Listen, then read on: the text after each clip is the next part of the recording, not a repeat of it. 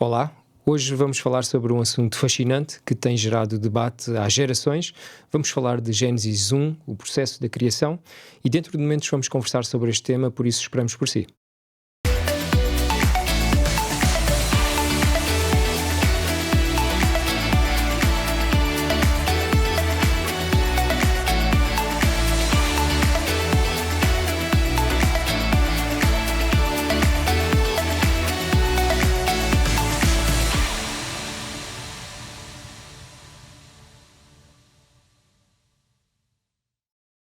Olá, sejam muito bem-vindos a mais um episódio do Unitalks, um programa da Novo Tempo Portugal em parceria com a Associação dos Universitários Adventistas. Hoje nós teremos a oportunidade de falar sobre um tema incrível, a criação. A Bíblia conta-nos como tudo começou. No princípio, Deus criou os céus e a terra. Mas como é que esse relato pode dialogar com a ciência moderna? Podemos conciliar a fé com a razão? Neste episódio nós vamos refletir sobre o relato da criação, conforme está descrito na Bíblia, no livro de Gênesis, no capítulo 1, e vamos levantar algumas questões que ampliem a nossa compreensão tanto do texto como do universo.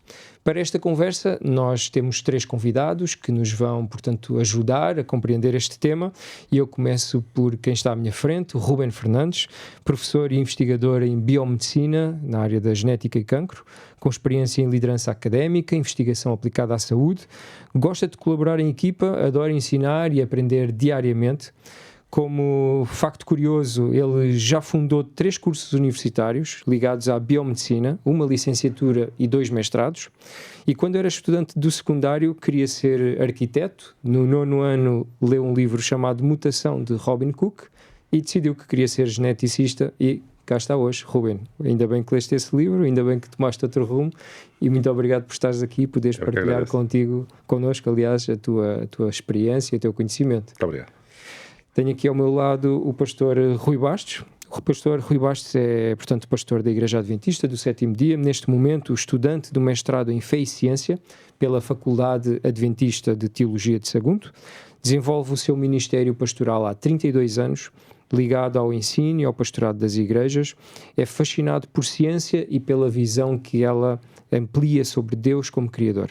Como hobby, o pastor Rui tem a observação de estrelas a olho nu e conta que uma brincadeira em família é que ao longo do tempo ele foi dedicando uma estrela a cada um dos membros da família, uma à sua esposa, a Adélia, a cada um dos seus filhos, e agora com os netos também está a dedicar algumas estrelas aos... Já estão dedicadas. Já estão dedicadas, ok. Pastor Rui, muito obrigado por estar connosco também, obrigado por ter aceito o convite e também partilhar a sua experiência e o seu conhecimento connosco. Rebeca é o terceiro elemento deste painel. A Rebeca tem 22 anos, é licenciada em Biologia e está atualmente a realizar um mestrado em Biologia Humana e Ambiente. Ela gosta de fazer tudo aquilo que exija a sua criatividade e também gosta de dedicar tempo na cozinha a fazer bolos e doces. Eu não sei se vocês dois sabiam disso. Ela, não sei se trouxeste alguma coisa para nós. Não deu tempo. Não foi combinado também, não é? Mas, Rebeca, muito obrigado também por teres aceito o convite e por estares aqui connosco e por também partilhares então a tua visão sobre este tema. E vamos entrar então diretamente nele. Portanto, o relato bíblico de Gênesis 1 é fascinante. No princípio criou Deus os céus e a terra, é exatamente o princípio de tudo como a Bíblia nos apresenta. Agora, a Bíblia, aliás, a ciência, diz que o universo começou com o Big Bang, uma explosão de luz e de energia, e a minha questão inicial para vocês é se isso contradiz ou confirma a ideia de um início com luz. Poderia ser Deus, de alguma maneira, autor do Big Bang? O que é que vos parece? Eu vou tomar aqui a palavra em termos bíblicos. Nós, na Escritura, não temos, de facto, nenhuma informação que suporte ou que negue esta ideia. Até vale a pena, talvez, colocar como uma primeira nota nesta conversa a ideia de que a Bíblia não pode ser lida como um livro de ciência. Sobretudo, a narrativa de Gênesis 1 e 2 foi feita por Moisés, sob a perspectiva de alguém que vive na superfície do planeta e que observa o universo e todas as realidades planetárias sob quem está bem com os pés no chão. Portanto, e querer colocar uma linguagem científica ou uma interpretação científica nas descrições do livro de Gênesis pode muitas vezes ser um tiro que nos sai pela culatra, não é?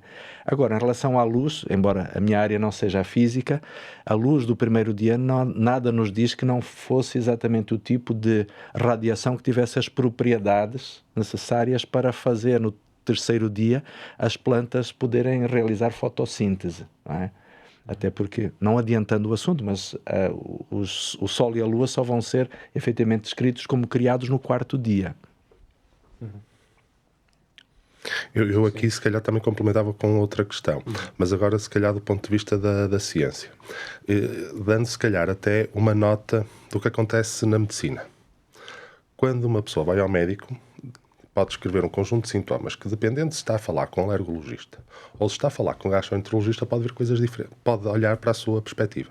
Portanto, aqui também na questão da ciência, os biólogos vão olhar com a luz da biologia, os geneticistas com a luz da genética, os geólogos vão olhar com uma luz e com o corpo de conhecimento das ciências da Terra e do cosmos. Portanto, nós aqui também temos essas dificuldades. E não só estarmos a tentar descrever fenómenos que ainda temos alguma juventude em termos científicos para algumas áreas. Nós ainda nos debatemos muito com a questão das datações, dependendo dos métodos de datação que tem a geologia ou tem a física, existem às vezes continuidades. Olhando para alguns eventos, às vezes a biologia e a geologia parecem ter contrariedades. Portanto, dependendo da forma como nós também olhamos para determinados aspectos, e já vamos entrar também no relato do Gênesis, nós podemos olhar para diferentes fenómenos da natureza com perspectivas diferentes. E, portanto, também queria deixar aqui essa ressalva. Nós vamos sempre olhar com a luz daquilo que é o nosso corpo de conhecimentos. Isso, vamos notar que mesmo do ponto de vista de discussões científicas acontece mesmo isto. Às vezes discussões que não é nada mais, nada menos do que estarmos a ter pontos de vista diferentes sobre o mesmo objeto, às vezes, não é? Eu também queria deixar aqui essa questão. Sobre a pergunta concreta, pois eu também acho que não há nada, nem que comprove, nem que rejeite essa questão, não é? Portanto, quando há o Big Bang, obviamente a quantidade de energia que se liberta é astronómica e alguma energia é libertada, é decomposta em algum tipo de partículas que nós chamamos fotões, que lá está, que são um tipo de luz. Agora, se é a luz que nós conhecemos depois com o Sol, ou com a luz que é refletida do Sol na Lua, pois estamos a falar de luminosidades diferentes, não é? Nós também temos as luzes LED e as luzes e as lâmpadas convencionais que na realidade dão o mesmo tipo de iluminação, mas são estruturas e são matérias diferentes. Mas acho que não há nada nem que rejeite, nem que contrarie, nem que suporte. Mas é uma boa aproximação, não é? Ok. Bem, não sei se queres acrescentar algo. Sim, só ali do ponto da luz. Aqui, quando nós falamos da luz do primeiro dia, o que eu penso logo é a presença de Deus. Esta luz não pode, para mim, não significa... Pode ter a parte física, sim, porque a luz não precisa de ser só a luz do Sol para existir a luz. Há outras formas de existência de luz, mas a parte de existir Deus no início, a presença de Deus, porque ao longo de relatos bíblicos nós vemos que Deus é a luz, representa a luz do Sol. Depois, relativamente à parte do Big Bang, aqui... Nós não podemos dizer que foi Deus o autor ou não, mas que para que nós precisamos de ligar o Big Bang ou outra coisa a Deus no início da criação, se nós na natureza conseguimos ver tantos pormenores, tantas coisas que nos indicam que há alguém que projetou estas coisas todas e que é fascinante, não é mesmo? Isso é algo interessante aqui do relato de Gênesis, não é? Portanto, ele começa exatamente no princípio Deus. Ou seja, ele não abre qualquer tipo de discussão em relação a este ponto. Portanto, é algo tido como base, não é? No princípio, Deus criou. Então a Bíblia não abre espaço para haver debate em relação a esta questão. Portanto, em relação ao relato bíblico de Gênesis, Deus criou o ponto final, não é? Portanto, o autor não está preocupado em descrever se aconteceu de outra maneira, etc. Ele põe isto como princípio, ponto final. E já agora, Beca, avançando aqui um pouquinho mais na nossa conversa, em relação ao segundo dia, nós encontramos exatamente a separação das águas e do firmamento. O que é que seria este firmamento? Seria um céu físico, uma atmosfera, algo espiritual? Existe uma relação entre a narrativa bíblica e a formação das camadas da Terra, a hidrosfera, a atmosfera? Será que este dia também já está a simbolizar a preparação do planeta para a vida? Sim. Antes de acrescentar, já desde o primeiro dia da criação da luz, que há então este objetivo de preparação da Terra para o início da vida, não é? Temos a criação da luz em divisão das trevas e da luz. A luz vem aqui fazer então a separação, criar uma ordem. E depois vem então esta criação do firmamento, algo que vai dividir então a parte de cima com a parte de baixo e dividir também o resto dos céus com os céus aqui da Terra. E depois o interessante é que não é só algo que foi colocado ali, é algo que está ainda dividido em outras camadas e que cada camada tem o seu objetivo. Temos então o local, a nossa parte onde nós estamos, onde respiramos, onde ocorre todos os outros coisas maravilhosas, ciclo da água, que nos permite que ocorra a chuva e tudo mais. E depois temos outras partes em que temos a camada do ozono, que vai nos proteger então dos raios solares, e depois temos proteção com outros tipos de luzes, como luz gama e tudo mais. Isso, então nós vemos aqui que desde o início Deus tem este cuidado em preparar todos os pormenores para que a vida na Terra fosse o mais perfeito possível. E antes de chegarmos aí, antes de separarmos, antes de termos as camadas todas estratificadas, as diferentes camadas da atmosfera, como é que a Terra se forma? Ela já era uma bolinha? Não. Como é que ela se forma, não é? Porque esta questão, se calhar, do primeiro dia, da separação do firmamento com a parte, deixamos dizer assim, mais sólida da Terra, será o quê? Eu vejo à luz também a fazer uma aproximação daquilo que é o conhecimento científico atual.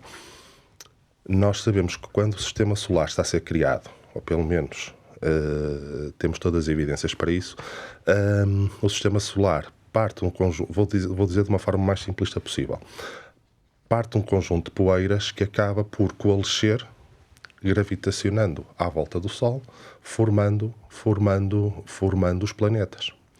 Portanto, enquanto o planeta está a ser formado e está a coalescer de um conjunto de asteroides, nós vamos começar a separar, vamos começar a fazer o nosso globo, e, portanto, se tínhamos, que é único, e se tínhamos porções de poeiras cósmicas a orbitar, nós estamos a fazer a separação do planeta Terra com aquilo que é a questão do firmamento, não é? Portanto, começamos a coalescer e depois já podemos ir passando também para os outros eventos que vão acontecer mais à frente, até se calhar o do dia 4, que é quando nós nos apercebemos que temos luzeiros. Mas enquanto está a coalescer, podemos ter luminosidades, mas as poeiras que ainda estão a coalescer podem impedir a visualização. Eu gostei dessa perspectiva que nos trouxe, não é? Que o relato bíblico é feito do ponto de vista de alguém que está na Terra e, portanto, ainda não havia, enquanto a Terra está a coalescer, ainda não havia ser vivos sobre a Terra, ainda não havia o homem, mas podemos perspectivar que então estamos a coalescer, ainda temos um conjunto de poeiras que vão ter que se sedimentando para formar a parte da atmosfera, vão se agregando. Aquele nevoeiro cósmico que está a impedir o acesso visual de quem está, vou continuar a progredir nessa perspectiva, de quem está do ponto de vista da Terra, não está a conseguir ver os outros, não consegue ver as estrelas, não consegue ver o Sol, que até está ali perto, mas isto é compatível, esta perspectiva da narrativa bíblica é compatível com o que se conhece sobre a geração cósmica do planeta Terra e do Sistema Solar. Pois, lá está, Rubem. É verdade que a teoria nebular, não é, da formação do sistema solar, desta agregação de matéria em núcleos com massa crítica que possa efetivamente criar os planetas e por aí adiante, é verdade que isto é uma perspectiva atual. Mas lá está, em termos bíblicos nós não podemos dizer que a Bíblia apoia ou não, porque a Bíblia é uma narrativa, teológica, é uma narrativa muito simplista para um homem ou para uma humanidade que não tinha a noção daquilo que nós hoje começamos a compreender desde há cerca de 200 anos com a era do desenvolvimento do pensamento científico. Mas sim, mas também não é compatível de alguma forma. Não é? E também o relato científico não é incompatível com o relato bíblico. Mas era aí que eu queria chegar. Exatamente. O relato científico não é de nada incompatível com o relato bíblico. É verdade. É verdade. Nós vamos interromper agora a nossa conversa para fazer um breve intervalo e já nós regressamos para poder então entrar no terceiro dia. Até já. TV Novo Tempo, o canal da educação, o canal da esperança. Olá, bem-vindos de volta à segunda parte deste programa. Estamos a falar sobre criação. E temos aqui um material interessantíssimo em relação a este tema, uma revista Esperança, Novo Tempo, A Origem de Tudo.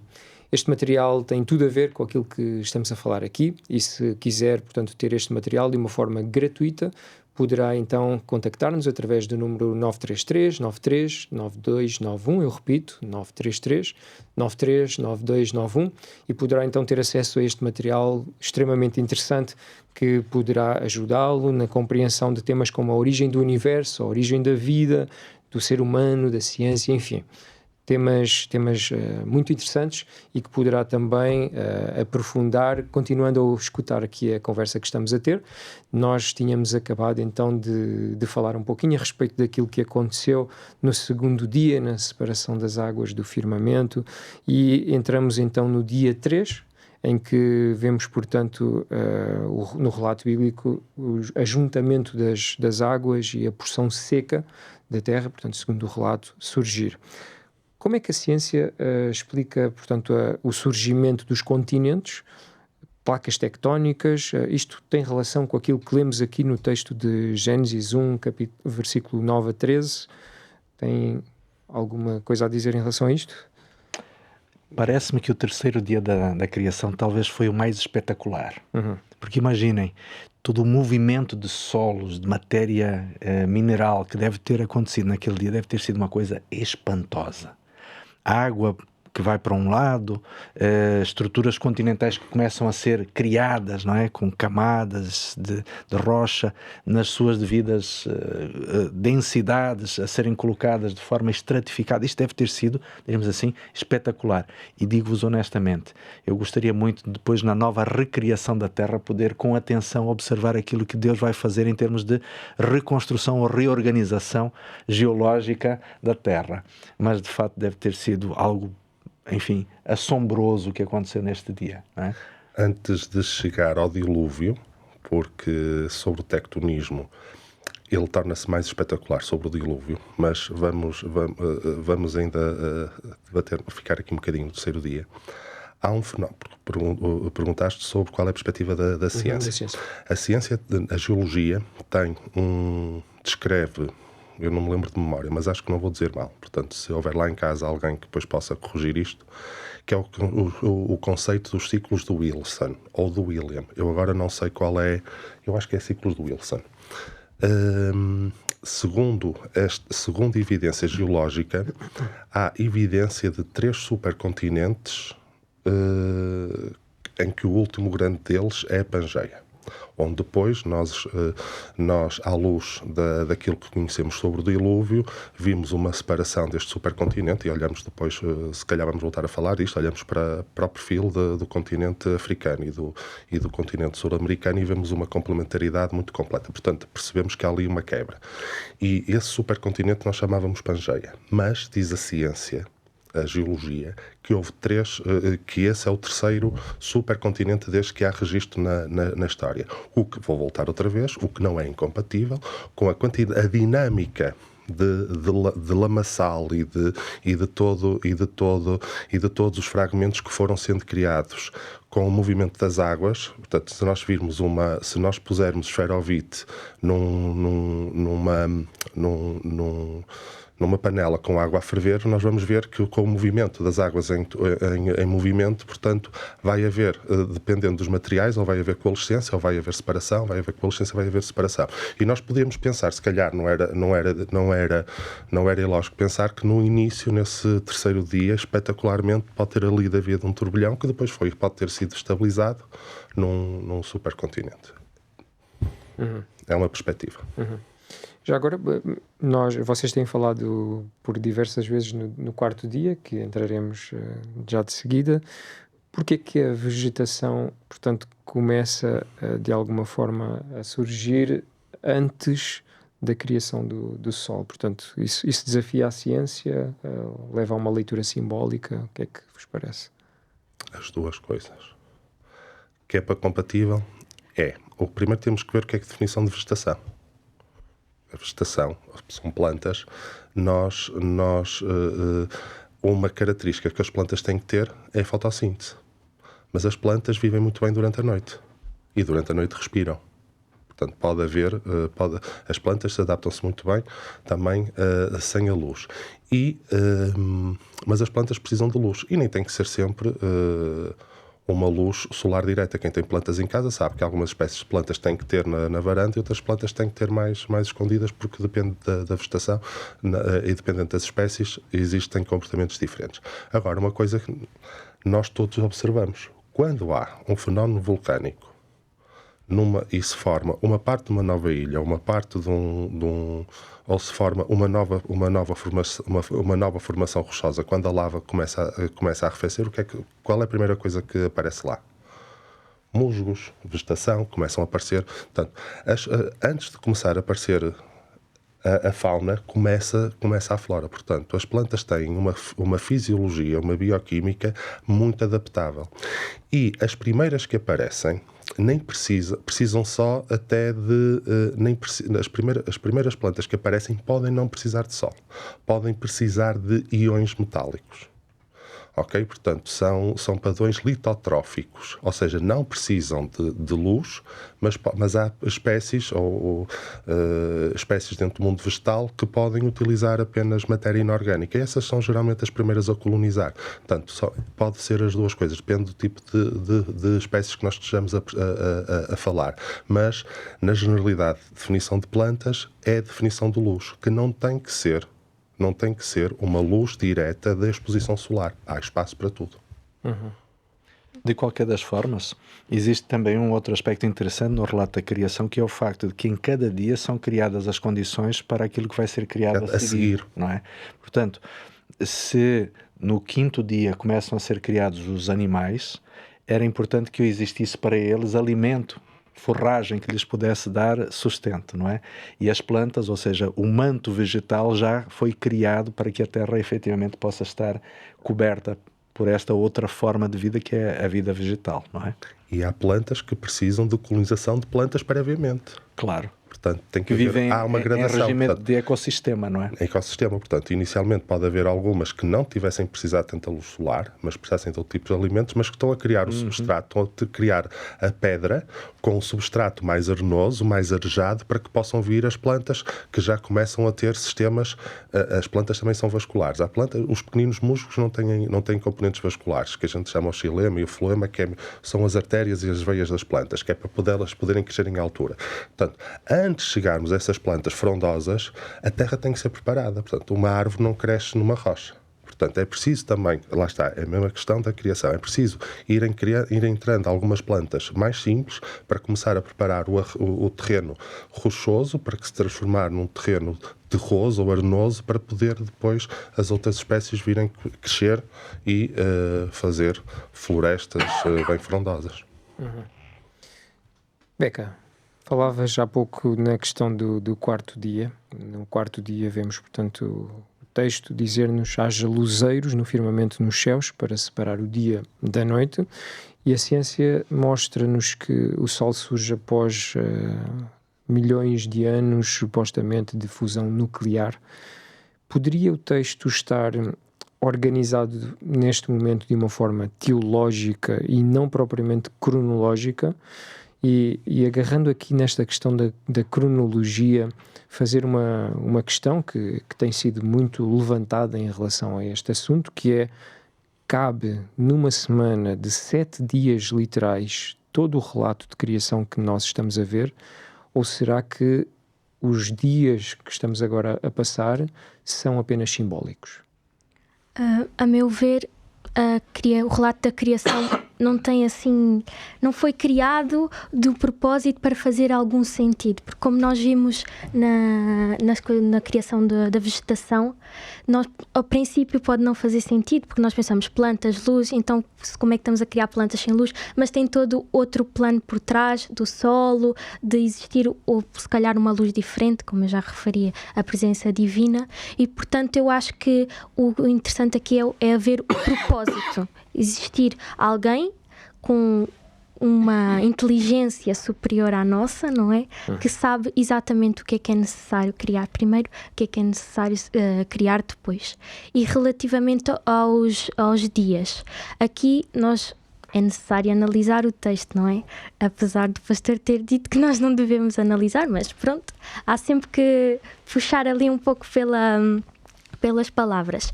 E aqui nós temos a palavra dia, que na linguagem original em que Gênesis foi escrito tem o yom, que significa dia, não tem outro significado, como em outras palavras que nós vemos em hebraico, que tem vários significados.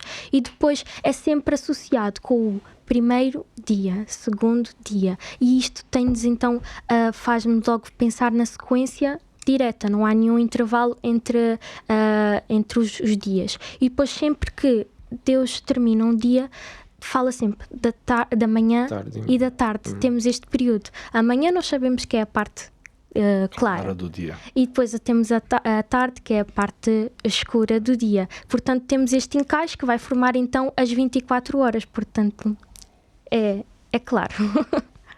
Então, se existe a parte clara e a parte escura, há espaço para que, quando as plantas foram criadas, já houvesse luz. Aliás, a luz há desde o primeiro dia.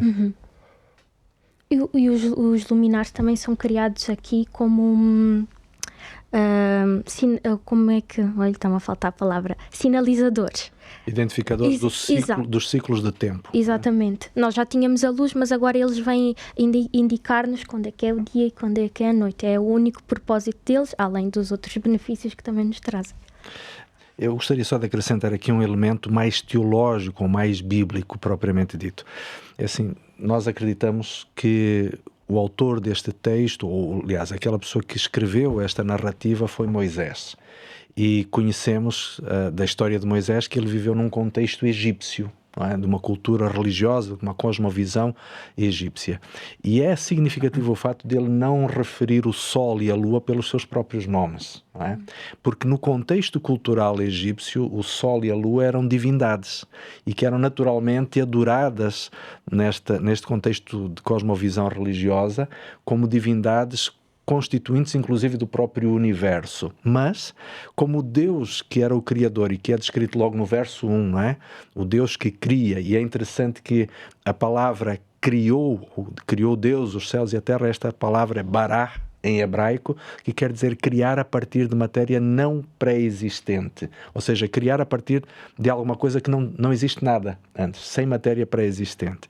E esta é uma atribuição divina apenas. Este verbo só é usado apenas para Deus. Mas voltando agora à questão do quarto dia, o Sol e a Lua são referidos de forma indireta como o luminar maior e o luminar menor, justamente para não dar notoriedade a estes astros que eram vistos pela maioria dos povos circunvizinhos dos hebreus, que normalmente os olhavam como divindades, e aqui o enfoque do texto é dizer o Deus que criou o luminar maior e o luminar menor é o criador de tudo. E nem as próprias, estes astros, por mais fantásticos e resplandecentes que eles possam ser, eles são divindades porque eles foram criados por alguém, que é o Deus da Bíblia. E isto é significativo neste contexto. Mas voltando à pergunta da cronologia, porque a ciência diz-nos que o sistema solar é criado, aliás, a idade da Terra e a idade do Sol estimam ser mais ou menos a mesma, o Sol é um bocadinho mais velho, mas no relato bíblico vai mais tarde, aparece no quarto dia. Como é que lidamos com esta questão cronológica? Lidamos, não lidamos? Há aqui uma descontinuidade, há uma disparidade? Olha, biblicamente falando, e vamos apenas ater-nos àquilo que o texto bíblico diz. Sim. É interessante que no verso 16 de Gênesis 1 é dito que Deus criou o luminar maior para governar o dia, o luminar menor para governar a noite, e fez também as estrelas.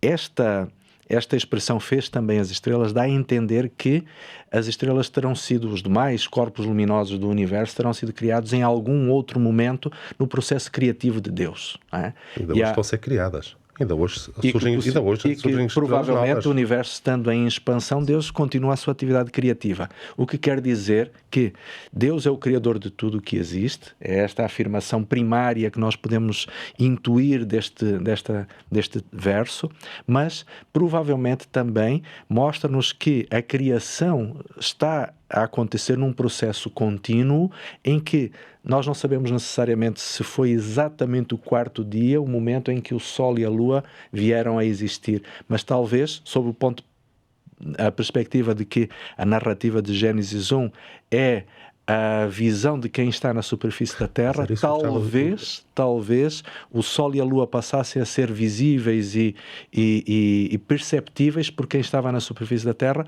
a partir do quarto dia. Certo. Eu estava à espera mesmo que o pastor está mais empoderado, obviamente, do que nós para ter essa perspectiva, porque eu também vou um bocadinho mais por aí. Até porque não é incompatível, porque eu gostava mesmo de ver concílios entre, que eu acho que é o que se pretende, não é? Ver concílios entre aquilo que descreve a ciência e aquilo que nós vemos na Bíblia, porque eu acho que são absolutamente sobreponíveis.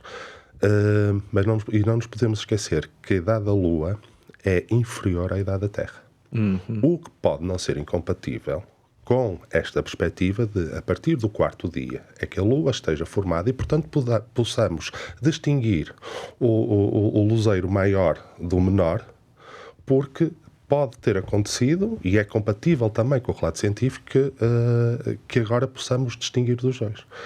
E não nos podemos esquecer que a luz foi criada no primeiro dia, portanto podíamos estar só sobre, é compatível com, no início, o sistema solar estar sob o domínio do Sol, mas não haver um elemento maior e um elemento menor.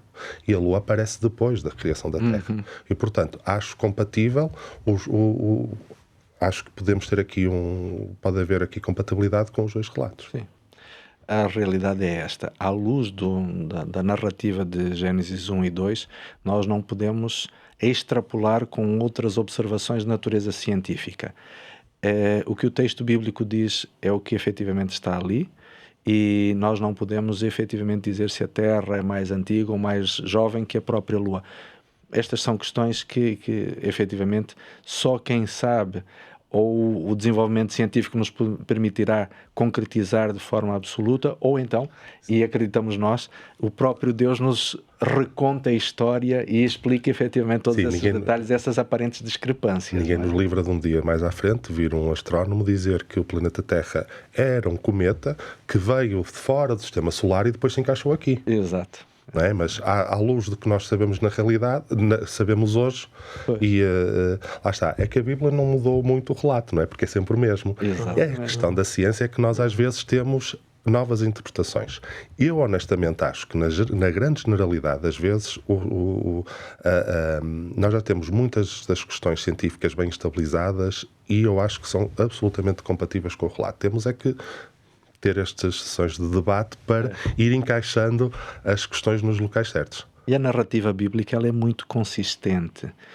Ela mostra, portanto, esta gradualidade de uma forma tão interessante e lógica que faz com que o relato bíblico seja bastante mais credível, inclusive do que outras narrativas das origens apresentadas em outros mitos. Mas também não nos podemos esquecer que muitas vezes temos relatos metafóricos e às vezes pode, Sim. para quem está só habituado a um método científico atual, que depois vai falhar porque vem alguém mais à frente e vai destruir tudo, mas às vezes o método bíblico, ou método teológico, por às vezes ter relatos que são absolutamente literais e outras vezes ter relatos metafóricos, nestes confrontos, quando estamos a utilizar raciocínios que são puramente objetivos, com raciocínios que podem ser objetivos ou literais, há aqui um confronto.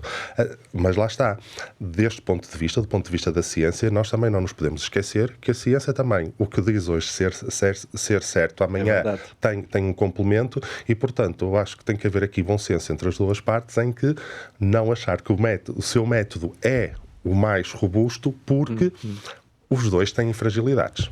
E também temos que ser objetivos nestas olhar para os dois métodos como às vezes tendo fragilidades para quem está do outro lado.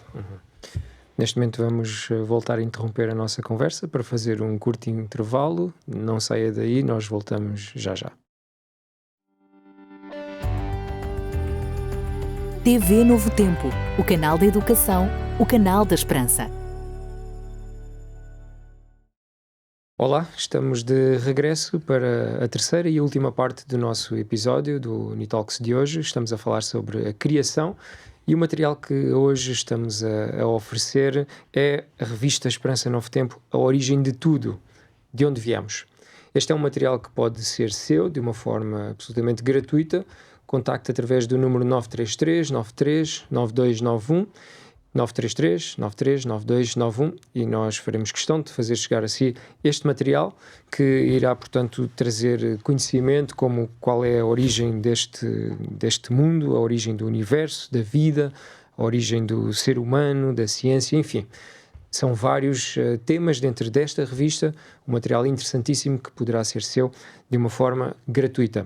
Nós acabávamos agora, portanto, de falar a respeito do quarto dia e avançamos agora para a criação do quinto dia, onde Deus cria os peixes e as aves. E é interessante porque a ciência diz que a vida começou nos oceanos. Isto é compatível com o texto bíblico? O que é que vos parece? Disseste a vida começou. A vida não começou, a vida foi criada primeiro nos oceanos, né? E depois aqui eu penso, porque é que Deus ia criar uns seres que depois iam se transformar noutros e transformar também os outros? Ia perder tempo também a fazer os outros já se iam transformar noutros, assim um trocadilho. Não, e depois o facto de que quando no relato de Gênesis aparece que sempre que Deus cria qualquer tipo de animal de que meio fosse, ele diz conforme a sua espécie. E ponto final. Não adianta mais. E pronto. E depois pensamos, ok que existem semelhanças, mas a meu ver essas semelhanças só indicam que há alguém que as criou, porque quando nós vemos uma obra de um artista, nós vamos associar porque há sempre alguma coisa que vai nos guiar para aquele artista, é como a assinatura. Então eu acho que essas semelhanças que nós encontramos entre os animais dos diferentes meios ou dos diferentes níveis, como quiserem chamar, simboliza então a presença de Deus e o seu dedo nestas coisas maravilhosas que nós encontramos na natureza. Este preciosismo que a Rebeca mencionou de Moisés ao dizer que Deus criou todas as formas de vida de acordo com a sua espécie, não é? Parece que é a antecipação de um problema que só viria a aparecer por altura do século XIX, não é? Cerca de 34 séculos mais tarde. Porque é interessante que o criou de acordo com a sua espécie não é fixismo, ou seja, não é a ideia de que as espécies não podem se adaptar ao meio ambiente onde estão, mas que os descendentes de cada forma de vida replicarão sempre as características dos seus pais, dos seus progenitores.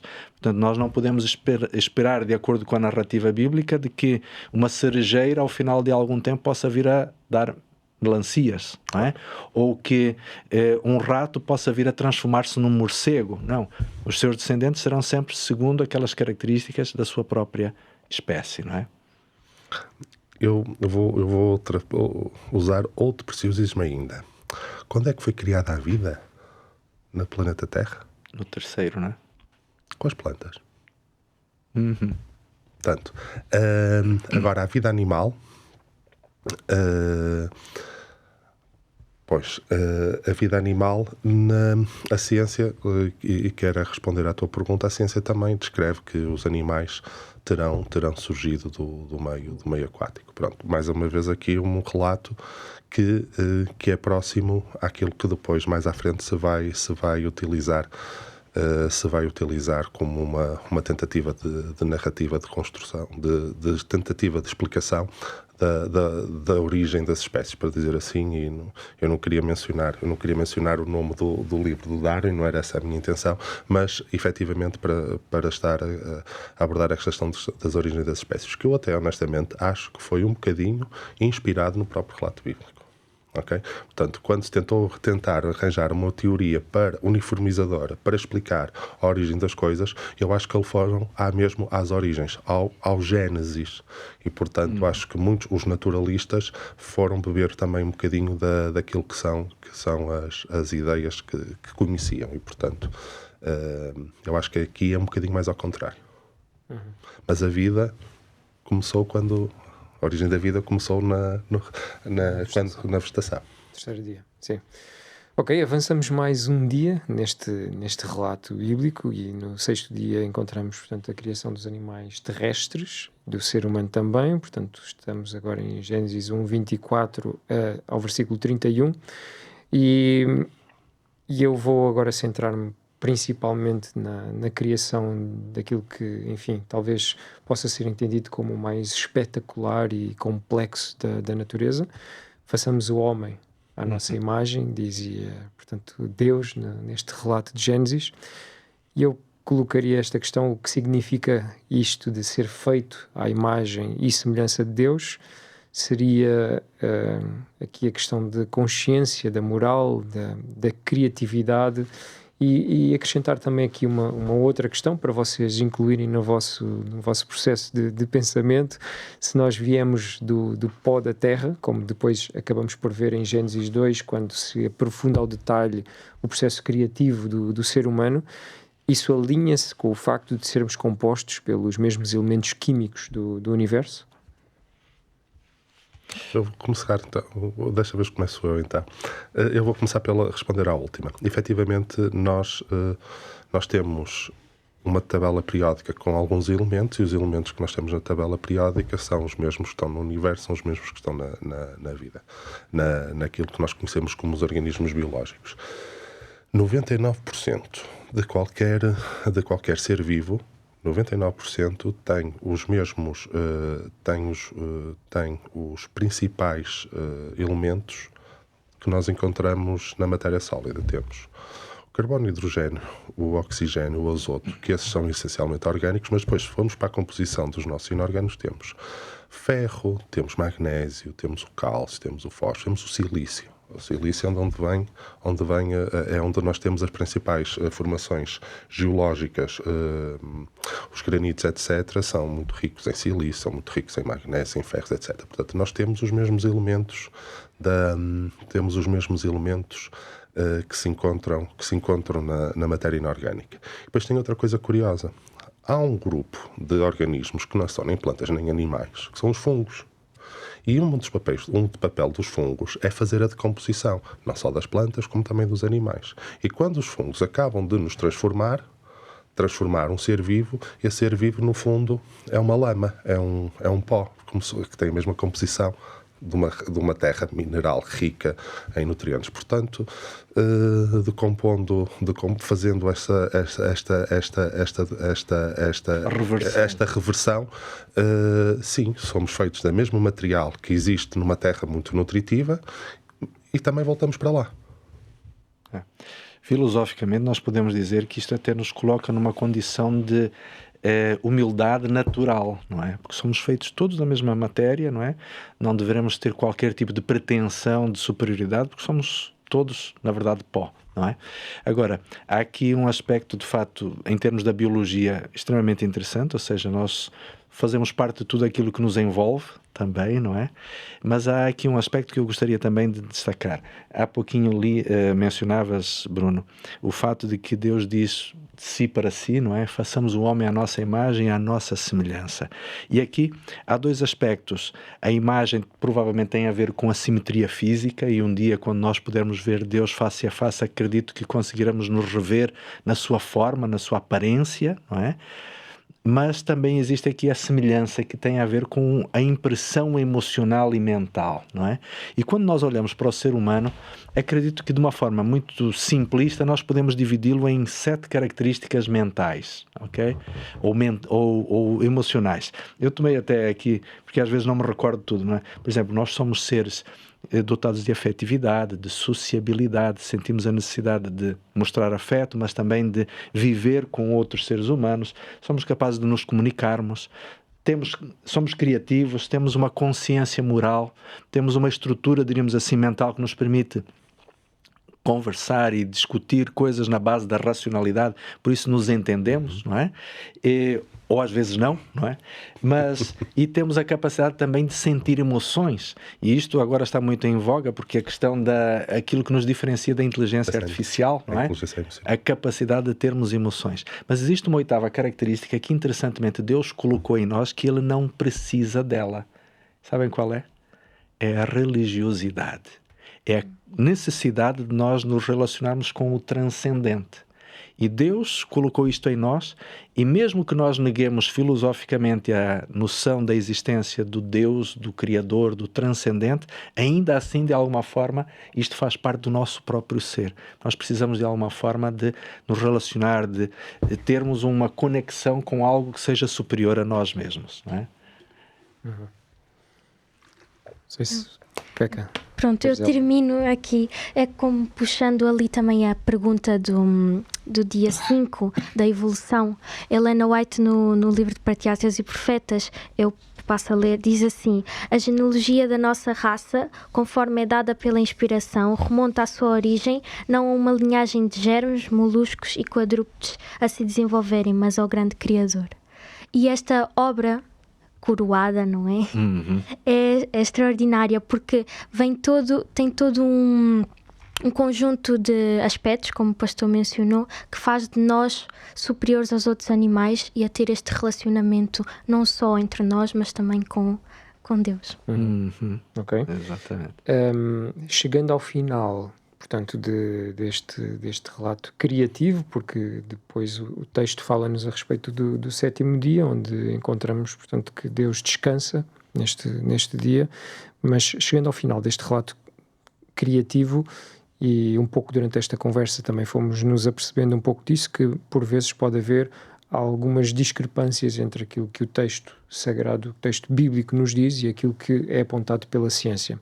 E a minha última questão para vocês seria: como é que alguém que acredita na Bíblia pode lidar com estas diferenças, pode lidar com estas discrepâncias entre aquilo que a Bíblia afirma e aquilo que a ciência diz? Olha, eu tenho as coisas muito claras nesse aspecto e já mencionei, portanto faço isto quase já como um resumo muito rápido.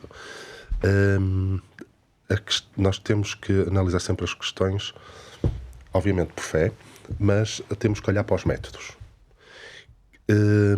E temos que perceber que não podemos, objetivamente, querer olhar para a Bíblia com uma perspectiva científica porque utiliza uma metodologia diferente, e não podemos olhar para a ciência e tentar encaixar a Bíblia porque vai utilizar a metodologia diferente. Portanto, estas questões resumem-se à nossa fé individual e ser o mais objetivos possível. E no meu caso, como biólogo, assim como aqui a Rebeca, obviamente eu não consigo ainda encontrar uma disparidade tão profunda que me faça olhar para a ciência como estando em oposição absoluta com a Bíblia, e não consigo encontrar na Bíblia nada que me faça também desacreditar na ciência. Portanto, ainda não consigo encontrar um gap muito grande. Aliás, acho que se percebeu que nós aqui na conversa que íamos tentando fazer aproximações com base naquilo que conhecemos hoje. Porque lá está, o método científico diz que há falta de melhor evidência, ou tem uma hipótese que pode ser comprovada ou não. Então aí nós temos teorias. Raramente nós temos dogmas. A ciência tem muito poucos dogmas. Na biologia só me lembro de um, que é o dogma central da biologia molecular. Não tem mais dogmas nenhuns. O resto é tudo teorias. Não é? E pensando nesta questão, é relativamente possível um naturalista, para não dizer um cientista, um naturalista conviver com aspectos de aproximação. Os geólogos vão se aproximar e vão ter mais relação com alguns aspectos que vão sentir mais afetividade quando estão a ler a Bíblia, e vão dizer assim: olha, eu consigo perceber este fenómeno porque a geologia diz-me isto. Eu, biólogo, consigo ter mais afinidade com esta parte do relato porque consigo perceber esta questão. Portanto, as duas podem conviver bem se não tentarem utilizar a metodologia da outra. Se eu quiser olhar para a ciência, para a Bíblia com as regras da biologia, aí eu vou ter conflitos. Mas se tiver essa percepção, se tiver essa racionalidade de não usar a mesma metodologia, vou conseguir conviver bem. Algumas últimas palavras sobre este assunto? Talvez para arrematar aqui um pouquinho, sem ter a pretensão de ter a última palavra sobre o assunto, mas diria de uma forma muito simplista o seguinte: talvez aquelas pessoas que querem harmonizar estas questões das origens e da ciência, mas a narrativa bíblica, talvez há aqui 3 atitudes que nós poderíamos ter. A primeira delas, continuar colocando a nossa confiança na palavra de Deus. Por uma razão muito simples: ao longo dos últimos séculos a Bíblia tem sido colocada em causa, e evidências arqueológicas e descobertas científicas têm demonstrado que algumas das afirmações mais antigas da Bíblia, na verdade, têm sido demonstradas como reais, como factuais. Segunda coisa muito importante para aquele que honesta e sinceramente procura estudar, é continuar a investigar. Sobretudo as pessoas que estão na área das ciências, na área da investigação, a Rebeca, o Rubem, não é? Continuar a investigar, continuar a pesquisar, porque novas informações surgirão que poderão lançar novas dúvidas ou às vezes até apresentar respostas interessantes. E a terceira é ter paciência. Confiar que a Bíblia é a palavra de Deus, continuar a investigar e ter paciência, porque em algum momento nós haveremos de ser esclarecidos. Seguramente. Mas esses conselhos são bons para o crente. Mas para quem nos ouve e que não é crente e que tem que ainda tem que perceber na sua vivência espiritual que